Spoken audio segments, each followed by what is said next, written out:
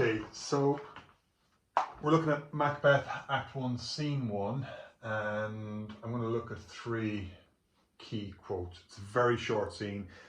You'll have seen on the PowerPoint already that it sets an atmosphere. Essentially, its intention is to create that atmosphere.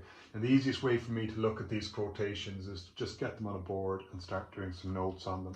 So the first thing I always look to, and especially with Shakespeare because these are so rare with Shakespeare, stage directions. Okay, this is not part of the dialogue. These are the directions that Shakespeare wrote in the original manuscript. Generally speaking, they remain the same, but one key thing about his stage directions is that they are very few and far between. There are not a lot of stage directions. Now, the stage directions that Shakespeare has provided are key in this case. He focuses on a heath, a wide, expansive place where there is little or no life apart from these 3 witches that have set about to cast their spells and chant their chants, essentially. Now, thunder and lightning is hugely important. The first thing you want to do is point out that it is stage directions. These are Shakespeare's own words, his own directions. He wasn't very controlling. If you look at some of your other plays that you might have studied, Blood Brothers, Willie Russell, for example, very specific about how he wanted everything. Shakespeare didn't leave a lot. So therefore, when we look at them, we need to take note of them. It's thunder and lightning. Now, I'm going to be very clear about this. It's not a question and answer situation. I'm going to be clear. This is an example of pathetic fallacy.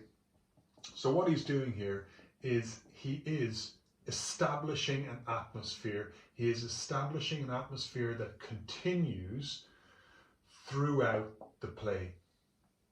This darkness, this stormy weather reflects the stormy nature of the play in general, okay? Now, I don't mind how you do this. Obviously, I had a bit of a head start on you to get these quotes down. I hope my writing is clear enough for you and that you can spot what it is I'm writing. Either way, you can always pause this and watch it again.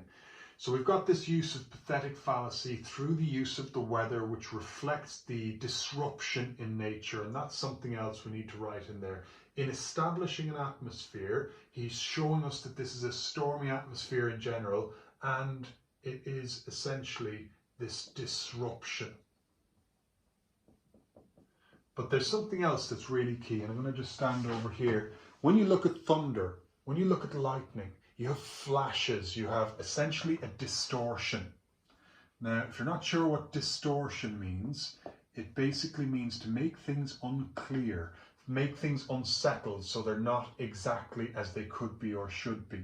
So what he's doing essentially is showing us that in this play Macbeth, this storm, the thunder and lightning, reflects the idea of things being obscured. I'll just write the word obscuring or hiding reality. So this flashing, this disruption, emphasizing that sense of chaos in the world, another good word to put in there. And in the middle of this chaos, who is the character that is first introduced to us? Macbeth. Now, bear in mind that we don't actually meet Macbeth himself until Act 1, Scene 3. He is referred to in the first scene by the witches. What we immediately have there is a connection between Macbeth, the character, and the evil of the witches. Now, to be honest, at this stage, we don't know an awful lot about the witches, but as a contextual piece of information, Shakespeare's audience and many audiences throughout history would have seen witches as mischief makers, at least, but definitely on the side of evil. So now we have an association, okay? So these witches, this sense of evil and chaos, out of that chaos, we have the character Macbeth. So immediately Macbeth is associated with the witches, okay? And that's a crucial piece of information. There's a link there. There's a link between the witches and Macbeth. This idea, and one thing that I want to happen from these short little videos, is that you will see how to make connections between different parts of a scene, different phrases, different words and different images. And if we get down to the third one that I want to look at, fair is foul and foul is fair. This is a chant that you'll definitely have come across if you've read any of the play. At the end of the day, it's such a crucial part of the witches and what they say. So what they're saying, just to be clear on that, fair meaning good, is foul meaning bad. So we have them chanting that that which is good is bad and that which is bad is good. Now I like that because it links right back to this distortion and obscuring that we had earlier on. So we have this theme of appearance versus reality. And what you'd be expected to do in an exam or in your studies in any piece of writing is try and make connections between these different quotations, these different sections of the scene. It's a very short scene. You only need to, and one thing I think that is important, look at how short that quote is.